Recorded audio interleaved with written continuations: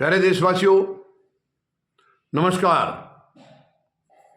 आज संतोष मलिक जी कल के प्रधानमंत्री महोदय के दौरे के बारे में कुछ बातचीत आपसे साझा करना चाहेंगी। जो महाकुंभ का दौरा कल प्रधानमंत्री महोदय का हुआ था, ये दौरा संतोष मलिक जी यानी राष्ट्रीय अध्यक्षा मतदाता जागृति संगठन की, ये देखिए, किसी की आस्था के ऊपर कोई सवाल नहीं कर रहे हैं हम। हर आदमी अपने तरीके से अपने पूजा पाठ अपने धर्म के मुताबिक अपनी परंपराओं के मुताबिक करता है। तो हमें उस नज़र से प्रधानमंत्री महोदय के स्नान से कोई पीड़ा नहीं है, लेकिन कल का दिन जो इन्होंने चुना है वो ढेरों सवाल खड़े कर रहा है। ढेरों सवाल हैं प्रधानमंत्री महोदय के कल के कुंभ के दौरे की, यानी कल का कुंभ का जो स्नान किया है उन्होंने महाकुंभ में, उसके ऊपर ढेरों सवाल उठे हैं और इनका जवाब तो उनको देना होगा। नहीं देना होगा तो देश तो जानता है, जवाब तो देश जानता है। आप देखिए, ठीक है, महाकुंभ अभी कल का आखिरी दिन नहीं था, ये तो पहले भी स्नान करके आ सकते थे प्रधानमंत्री महोदय, या 5 तारीख के बाद भी कर सकते थे। कल का दिन क्यों चुना? आपको ध्यान होगा प्रधानमंत्री महोदय हमेशा एक नौटंकी की तरह काम करते हैं। प्रधानमंत्री की पद की गरिमा के जो है ना, बिल्कुल खिलाफ ये बात है। यानी आप चुनाव एक किस्म से प्रचार करते हैं वहां जाकर के। कल 5 फरवरी 2025 को दिल्ली विधानसभा के चुनाव थे और प्रधानमंत्री महोदय को कल ही डुबकी लगानी थी, क्योंकि ये राजनीतिक स्नान था। मैं तो यही कहूंगा, मैं कोई गलत नहीं कर रहा हूं, मैं कोई दोष नहीं लगा रहा हूं। ये खुद बता दें, प्रधानमंत्री महोदय बता दें, क्या ये केवल आस्था का स्नान था या राजनीतिक स्नान था? बिल्कुल राजनीतिक स्नान था।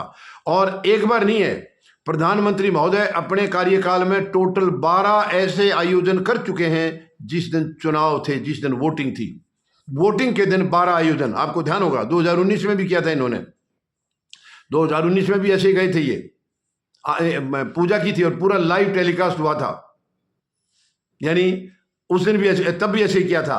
और अभी जो हरियाणा में चुनाव थे, आपको ध्यान होगा जिस दिन हरियाणा में वोटिंग थी अभी अक्टूबर में, उस दिन प्रधानमंत्री महोदय वहां गए थे, महाराष्ट्र में जगदम्बा माता मंदिर में वहां गए थे और उससे 2 निशाने साधे थे इन्होंने। एक तो हरियाणा की वोटिंग थी और उसके बाद महाराष्ट्र में वोटिंग होनी थी, उसके लिए भी संदेश देकर आगे थे।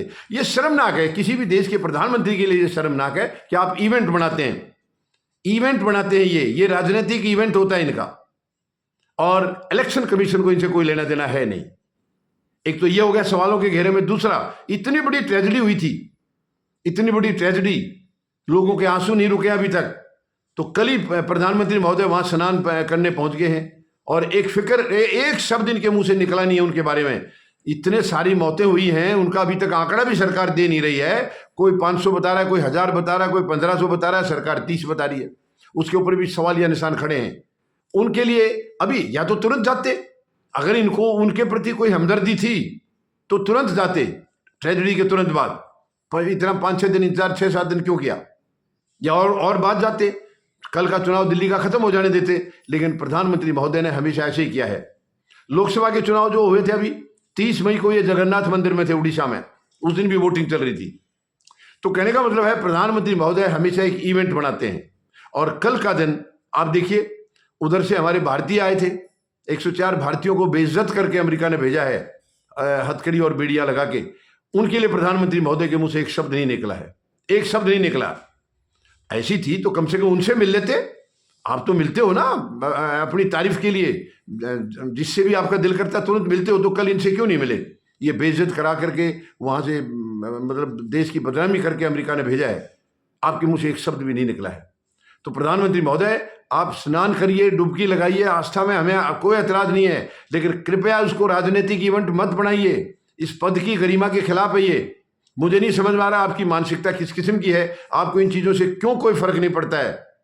ये देश के लिए एक किस्म से नीचा दिखाने वाली चीजें हैं कि प्रधानमंत्री होकर के ऐसी छोटी हरकतें करते हैं। अच्छा नहीं लगता ये। आप चुनाव के दिन वहां पहुंच जाते हो, कभी आप उत्तराखंड पहुंच जाते हैं, कभी आप महाराष्ट्र में पहुंच जाते हैं चुनाव के दिन, वोटिंग के दिन। क्या आपको आगे पीछे इसका एडजस्ट नहीं कर सकते आप? क्योंकि वो आपकी आस्था का दौरा नहीं है, वो राजनीतिक दौरा है। आस्था का दौरा तो कभी भी किया जा सकता है, मगर आप वोटिंग का दिन चुनते हैं। तो अब देखिए कल कितनी घटना, उनके लिए जो इतनी मौतें हुई महाकुंभ में, एक शब्द उनके लिए प्रधानमंत्री महोदय ने नहीं बोला। ये 104 भारतीय आए हैं, शर्मसार कर दिया देश को, उनके लिए कुछ नहीं बोला। और यहां पर चुनाव चल रहा था, बस इनको तो वोट मांगने थे इनडायरेक्ट तरीके से। तो ये ढेरों सारे सवाल हैं और देश के प्रधानमंत्री को इनका जवाब देना होगा। आखिर आपने कल का ही दिन क्यों चुना? इतनी बड़ी घटना वहां हुई है, उनके आंसू नहीं रुके हैं और उधर 104 भारतीयों के उनके भी आंसू ही निकल रहे हैं, बेइज्जत करा के आए हैं, क्योंकि उनका कोई क्रिमिनल रिकॉर्ड नहीं मिला है और फिर भी वो ऐसी ऐसी अवस्था में जो है ना भारत भेजा गया उनको। ये शर्मसार करने वाली है देश को। लेकिन प्रधानमंत्री महोदय को शायद इनसे कोई फर्क पड़ता नहीं है। ये इनकी मानसिकता को जताता है कि इनको देश की कितनी फिक्र है। बहुत शर्मनाक है। समझता हूं कि प्रधानमंत्री महोदय कम से कम अब तो गौर कर लो इन बातों पर। 11 साल हो गए आपके, करीब करीब 11 साल होने वाले हैं। अब तो चिंता कर लो, आप देश को इतना नीचा क्यों दिखा रहे हैं? देश के प्रधानमंत्री होकर के आप देश को गौरवान्वित करने की बजाय अपमानित करा रहे हैं।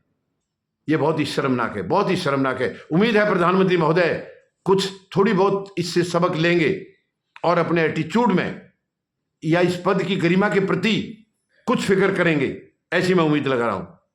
धन्यवाद। जय जवान,